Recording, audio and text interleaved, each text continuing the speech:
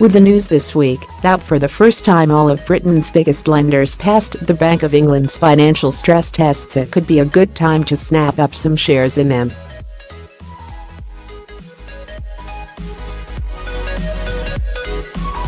The likes of Barclays, RBS, HSBC and Lloyds were all given a clean bill of health and adjudged to be well enough stocked up on capital to withstand severe shocks to the economy, such as a disorderly Brexit.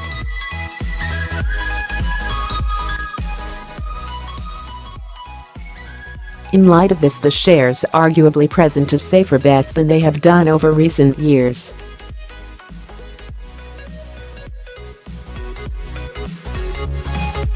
Being a safer bet and delivering good returns are two different things, though, of course.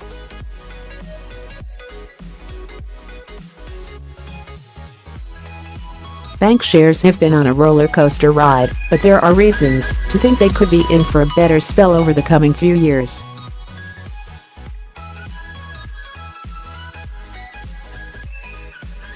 Looking at the share prices of the four big FTSE 100 listed banks, Barclays, RBS, Lloyds, and HSBC, they have seen a wide variation in fortunes, but all remain a long way beneath pre-financial crisis levels.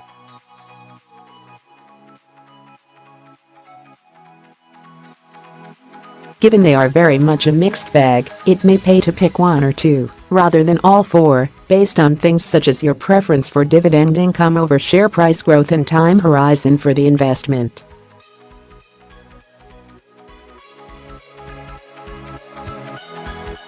And as always, only a small slice of a portfolio should ever be put into any one stock.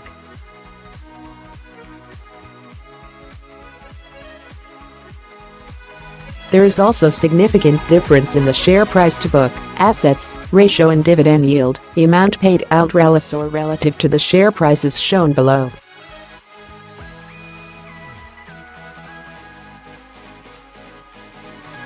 While it's very easy to find companies doing badly, the tricky part is finding ones that offer reasons to believe better times and a sustained rise in price are coming.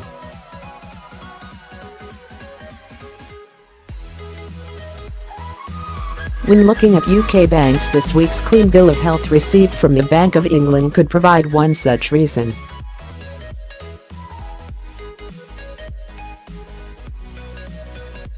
There is also the beginning of the rate tightening process globally, to consider.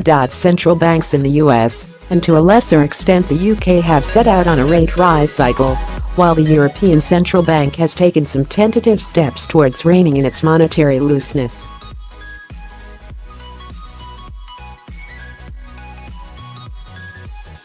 While we are not far along the path, the direction of travel has been made clear, and that should be good for banks.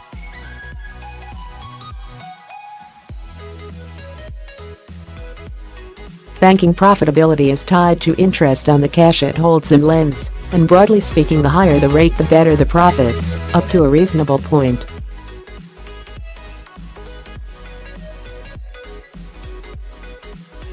This is because as the rate goes up, the spread between what it receives in the money markets and what it pays out to customers in interest widens.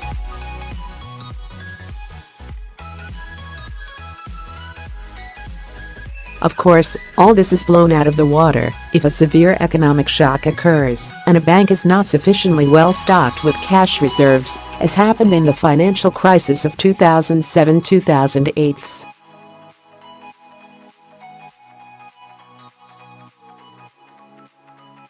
A lot of lessons have been learned since then, though, and the successful passing of the stress tests this week is evidence of that, to some degree at least.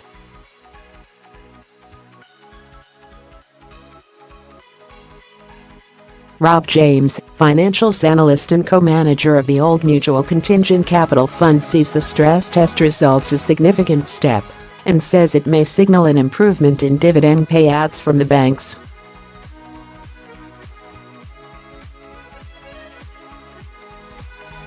What is deeply reassuring about this year's test, despite all the above, is that every bank passed.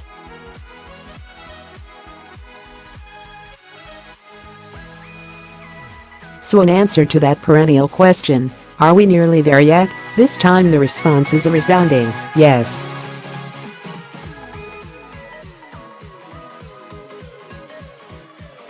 The implication is that our banking system can now absorb catastrophic losses, including the continuation of litigation and conduct fines, and still be in a position to supply credit to the economy during the stress, James said.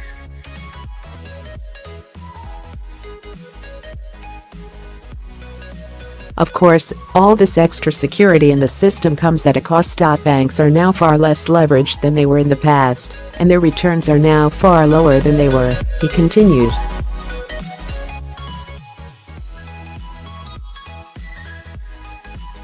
But those same returns should be much less volatile, which makes the dividend-paying capacity of the system high.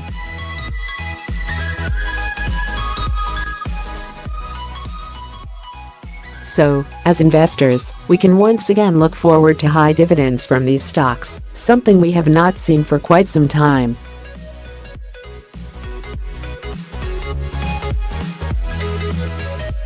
The banks are likely to benefit from an improved economy with global growth fairly robust, and with interest rates now rising, bank profits should also benefit, noted Adrian Locock, investment director at wealth firm Architas.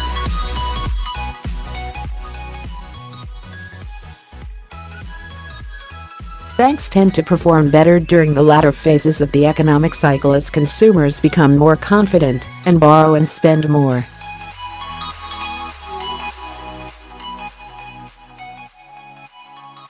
It is important also to consider each bank on its own merits, as they have different exposures and are at different stages in their recovery. Lloyds is very UK-centric and largely out of the woods, but is dependent on UK mortgages, so is most at risk of a recession there.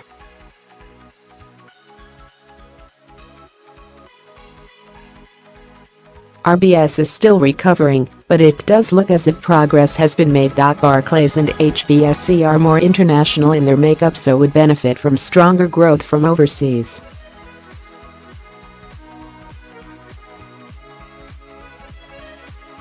There's no great surprises here, he said. Barclays and RBS were widely expected to be the weakest performers in the extreme stress scenario.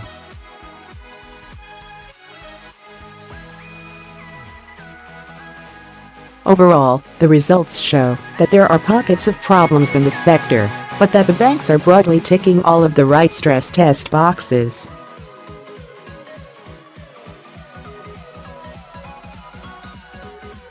They are now much better capitalized and more heavily scrutinized by the regulator than before the crisis.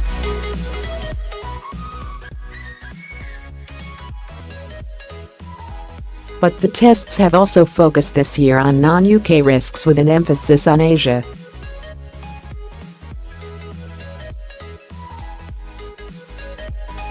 The reality is that Brexit is the key risk today for the UK banking system. Leaving the EU is going to cause the UK banking sector all sorts of stresses that these tests just do not account for.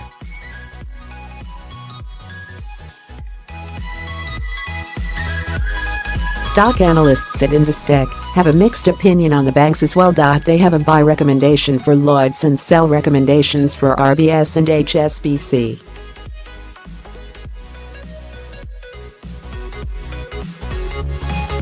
They are undecided on Barclays at the moment as they continue to review its prospects.